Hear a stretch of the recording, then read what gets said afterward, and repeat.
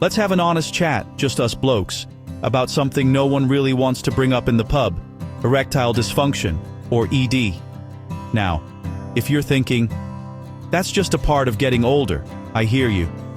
But what if I told you that high cholesterol could be quietly sabotaging your performance, and it's more than just bad news for your heart? Here's how it works.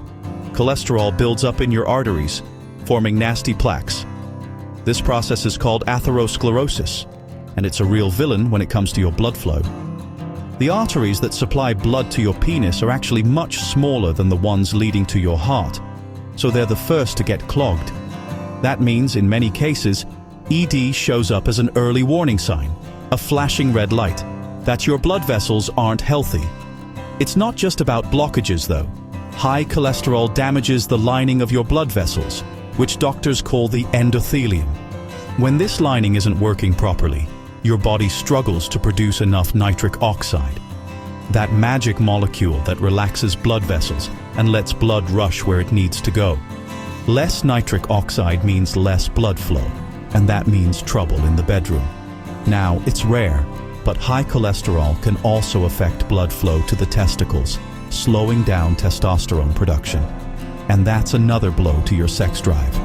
The good news, it doesn't have to be a downward spiral. If high cholesterol is the culprit, there's plenty you can do. Start with your plate. Swap out the fry-up for something Mediterranean. Think olive oil, grilled fish, loads of veg. Get moving. Even a daily walk helps. Keep your weight in check, say goodbye to cigarettes, and go easy on the booze. If you need a little extra help, statins, those cholesterol-lowering pills, can actually improve blood flow and help with ED for many men. And of course, ED medications like Viagra and Cialis are tried and tested ways to get things working again, safely, if your doctor gives the okay. Look, ED isn't just about sex, it's about your heart and your health. If things aren't working as they used to, don't brush it off. Have a word with your GP. You might be catching something early that's well worth fixing. Take care of your heart, and you just might find your confidence return in more ways than one.